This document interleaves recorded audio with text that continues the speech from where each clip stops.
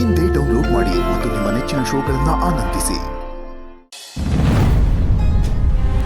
ಈಗ ಹೇಳಿ, ಏನೋ ಮಾತಾಡಬೇಕು ಅಂದ್ರಲ್ಲ, ಏನು ಸಮಾಚಾರ?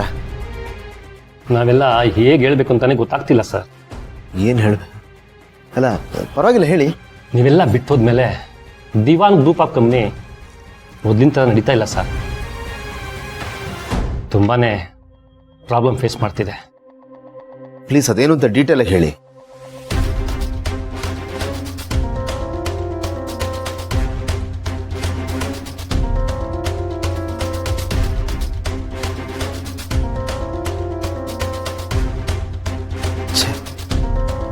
ಇಷ್ಟೆಲ್ಲ ಆಗ್ತಾ ಇದೆಯಾ? ಕೇಳೋಕ್ಕೆ ಒಂಥರ ಬೇಜಾರಾಗ್ತಾ ಇದೆ. ಹೇಗಿದ್ದ ಕಂಪನಿ ಹೇಗಾಗೋಯ್ತು? ಹಾಂ ಸರ್, ಕಂಪ್ನಿ ಸದ್ಯದ ಪರಿಸ್ಥಿತಿ ತುಂಬಾ ವರ್ಷಾಗಿದೆ ಸರ್. ಗೌತಮ್ ಸರ್ ಇದ್ದಾಗ ಕಂಪ್ನಿ ಹೇಗಿತ್ತು sir?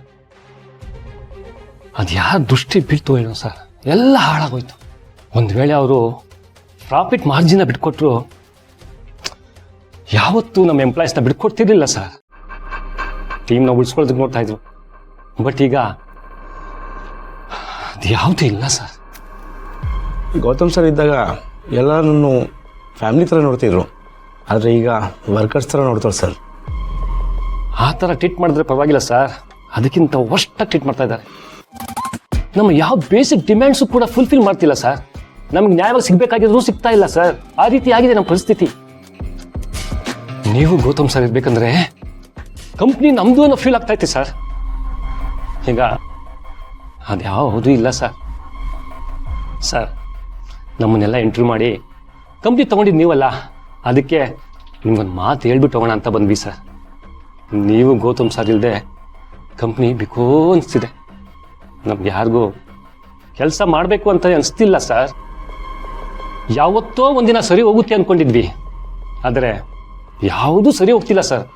Day by day worst ಆಗ್ತಾ ಇದೆ. ಇದೆಲ್ಲ ಎಲ್ಲಿಗೆ ಹೋಗಿ ಮುಟ್ಟುತ್ತೋ ಗೊತ್ತಿಲ್ಲ ಸರ್. ಈಗ ಯಾರು ಹೇಳೋರು ಕೇಳೋರು ಇಲ್ದ ಹಾಗಾಗ್ಬಿಟ್ಟಿದೆ ಸರ್. ಈ ವಿಷಯ ನೀವು ಪಾರ್ಥ ಅವ್ರ ಹತ್ರ ಡಿಸ್ಕಸ್ ಮಾಡಿದ್ರಾ? ಈಸ್ ಎ ಸೆನ್ಸಿಬಲ್ ಪರ್ಸನ್, ನಿಮ್ಮ ಸಮಸ್ಯೆಗಳಿಗೆ ಸ್ಪಂದಿಸ್ತಾರೆ. ಒಂದ್ಸಲ ಮಾತಾಡಿ. ಬೇಜಾರು ಮಾಡ್ಕೋಬೇಡಿ ಸರ್, ಈ ಕಂಪ್ನಿ ಋಣ ಮುಗೀತು ಅನ್ಸುತ್ತೆ. ನಮ್ಮ ಫ್ಯಾಮಿಲಿನೂ ನಾವು ನೋಡ್ಕೋಬೇಕಲ್ಲ ಸರ್. ನಮಗೂ ಪರ್ಸನಲ್ ಲೈಫ್ ಇದೆಯಲ್ಲ ಸರ್, ಸೊ ನಾವು ಈ ಕಂಪನಿ ಬಿಡೋಕ್ಕೆ ನಿರ್ಧಾರ ಮಾಡ್ಕೊಂಡಿದ್ದೀವಿ. ಗೌತಮ್ ಸರ್ ಎಲ್ಲಿದ್ದಾರಂತ ನಿಮಗೆ ಗೊತ್ತಿದ್ರೆ ಹೇಳಿ ಸರ್. ಅವ್ರ ಹತ್ರ ಮಾತಾಡಿ ನಾವೆಲ್ಲ ಕನ್ವಿನ್ಸ್ ಮಾಡೋದಕ್ಕೆ ನೋಡ್ತೀವಿ. ಮತ್ತೆ ಕಂಪ್ನಿನ ಟೇಕ್ ಓವರ್ ಮಾಡೋದಕ್ಕೆ ಹೇಳ್ತೀವಿ. ಅವ್ರು ಬಂದರೆ ಸರ್ ಎಲ್ಲ ಸರಿ ಹೋಗುತ್ತೆ. ಇಲ್ಲ ಅಂದರೆ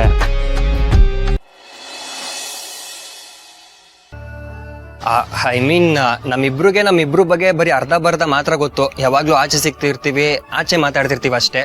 ಬಟ್ ನನ್ನ ಬಗ್ಗೆ ಪೂರ್ತಿ ಗೊತ್ತಾಗ್ಲಿ ಅಂತ ಅಷ್ಟೇ. ನಾನು ಎಲ್ಲಿರ್ತೀನಿ ಹೇಗಿರ್ತೀನಿ ಅಂತ ಗೊತ್ತಿಲ್ವಲ್ಲ, ಕಂಪ್ಲೀಟ್ ಆಗಿ ತಿಳ್ಕೊಳ್ಳಿ ಅಂತ. ನಾನು ಹಿಂದೆ ಮುಂದೆ ನಿಮಗೆ ಗೊತ್ತಿಲ್ಲ, ಅದಕ್ಕೆ ನೀವು ನನ್ನ ಒಪ್ಕೊಳ್ಳೋಕೆ ರೆಡಿ ಇಲ್ಲ ಅಂತ ಅನಿಸ್ತಾ ಇದೆ.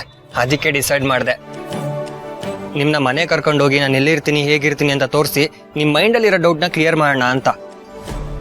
ನಿಮ್ಗೇನು ಅಭ್ಯಂತರ ಇಲ್ಲ ಅಂದರೆ ಕರ್ಕೊಂಡೋಗ್ಲಾ ಮೇಡಮ್? ಬರ್ತೀರಾ?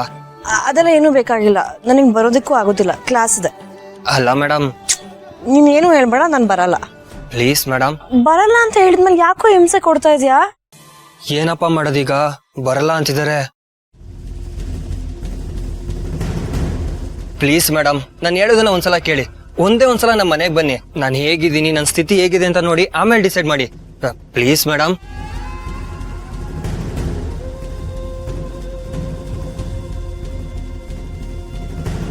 ಪ್ಲೀಸ್ ಮೇಡಮ್, ಒಂದ್ಸಲ ಬನ್ನಿ. ಆಗಲ್ಲ ಅಂತ ಮಾತ್ರ ಹೇಳ್ಬಿಡಿ. Please madam. Excuse me, bus stop ಎಲ್ಲಿದೆ? Thank you. ಇಷ್ಟೊಂದು ಕೇಳ್ಕೊತಿದ್ದೀನಿ, ಹ್ಞೂ ಅನ್ನಿ ಮೇಡಮ್. ದೊಡ್ಡ ಮನ್ಸು ಮಾಡಿ. ಸರಿ ಆಯ್ತು. Thank you madam, thank you so much. ನನಗೆ ಗೊತ್ತಿತ್ತು ನೀವು ಬಂದೇ ಬರ್ತೀರಾ ಅಂತ. ಐ ಮೀನ್ ನೀವು ತುಂಬಾ ಒಳ್ಳೆಯವರು, ಹಾಗೆಲ್ಲ ಯಾರ ಮನ್ಸ್ಗೂ ನೋವು ಮಾಡಲ್ಲ ಅಂತ. ಬನ್ನಿ ಮೇಡಮ್, ಹೋಗೋಣ.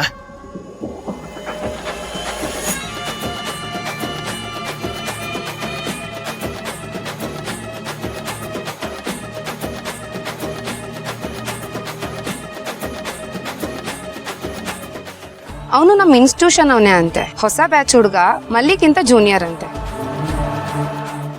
ಯಾರು ಚೈಲ್ಡು? ಅದು ನನ್ನ ಕ್ಲಾಸ್ಮೇಟ್. ಹಾಕ್ರೆ ಏನ್ ಮಾಡ್ತಿದ್ಯಾ? ಫ್ರೆಂಡಿಗೆ ನೋಟ್ಸ್ ಕಳಿಸ್ತಾ ಇದ್ದೆ.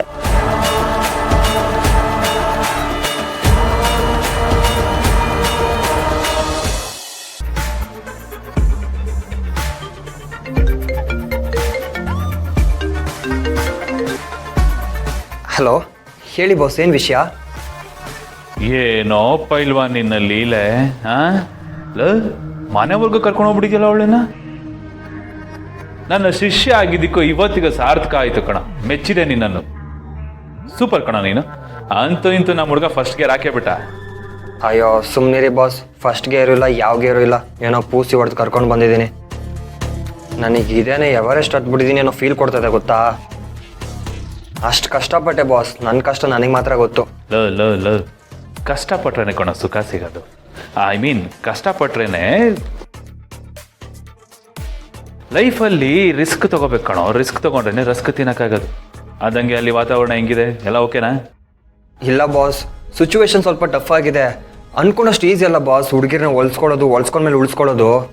ದಡ್ಡ, ಎಷ್ಟು ಸಲ ಹೇಳ್ಬೇಕು ನಿನಗೆ? ಫಸ್ಟು ಹುಡುಗಿರ್ ಸೈಕಾಲಜಿನ ಅರ್ಥ ಮಾಡ್ಕೋ. ಅವ್ರ ಸೈಕಾಲಜಿನ ಹಿಡ್ಕೊಂಡ್ರೆ ಅವ್ರು ನಿನ್ನ ಹಿಡ್ಕೋತಾರೆ. ಹೋಗು, ಟೈಮ್ ವೇಸ್ಟ್ ಮಾಡ್ಬೇಡ ಜಾಸ್ತಿ. ಫುಲ್ ಕಾನ್ಸಂಟ್ರೇಷನ್ ಅವಳ ಮೇಲೆ ಇರಲಿ. ಮಾತಾಡ್ಸೋಗು. ಸರಿ ಬಾಸ್. ಇವನೊಬ್ಬ ಅದು ಹೆಂಗೆ ತಗ್ಲಾಕೊಂಡು ನನ್ನ ಕೈಗೆ. ಒಳ್ಳೆ ಸೈಕಲ್ ಟ್ಯೂಬ್ ಥರ ಆಡ್ತಾನೆ. ಬರೀ ಪಂಚರ್ ಆಗದೆ ಇವನ್ ಕೆಲಸ. ನಾನು ಹೋಗಿ ಪಂಚರ್ ಹಾಕಿ ಪಂಪ್ ಹೊಡೆದು ಇವನ್ನ ಊದಿಸಿ ಉಬ್ಬಿಸ್ಬೇಕು. ನನ್ನ ಜೀವನ ಇದೇ ಆಗ್ಬಿಟ್ಟಿದೆ ಈ ನಡುವೆ. ಏನು ಮಾಡೋಕ್ಕಾಗಲ್ಲ. ನನ್ನ ಕೆಲಸ ಆಗಬೇಕು ಅಂದರೆ ಪಂಪು ಹೊಡಿಬೇಕು, ಪಂಚರು ಹಾಕ್ಬೇಕು.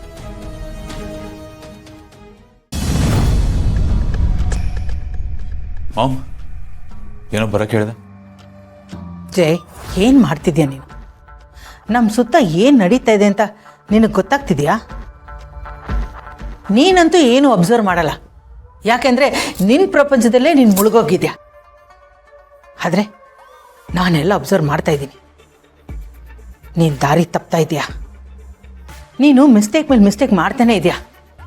ಇದೇ ಥರ ಮುಂದುವರೆದ್ರೆ ಬೋರ್ಡ್ ಆಫ್ ಡೈರೆಕ್ಟರ್ಸ್ ಎಲ್ಲ ಸೇರಿ ನಿನ್ನ CEO ಪೋಸ್ಟಿಂದ ಕಿತ್ತಾಕ್ತಾರೆ.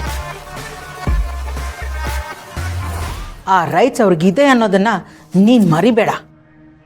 ನೋಡು, ನಿನ್ನ ತಾಯಿಯಾಗಿ ನಿನ್ನ ಮೇಲೆ ಕಾಳಜಿ ಇರೋದ್ರಿಂದ ನಾನು ರಿಕ್ವೆಸ್ಟ್ ಮಾಡ್ಕೋತಾ ಇದ್ದೀನಿ, ದಯವಿಟ್ಟು ನೀನು ಈ ಆ್ಯಟಿಟ್ಯೂಡ್ನ ಚೇಂಜ್ ಮಾಡ್ಕೊ. ನೀನು ಇದೇ ಆ್ಯಟಿಟ್ಯೂಡ್ ಕಂಟಿನ್ಯೂ ಮಾಡಿದ್ರೆ ನಾನು ಬೇರೆ ನಿರ್ಧಾರ ತಗೋಬೇಕಾಗತ್ತೆ. ನಿನ್ನನ್ನು ಪಕ್ಕಕ್ಕೆ ಕೂಡಿಸಿ ಕಂಪನಿನ ನಾನು ಟೇಕ್ ಓವರ್ ಮಾಡ್ತೀನಿ.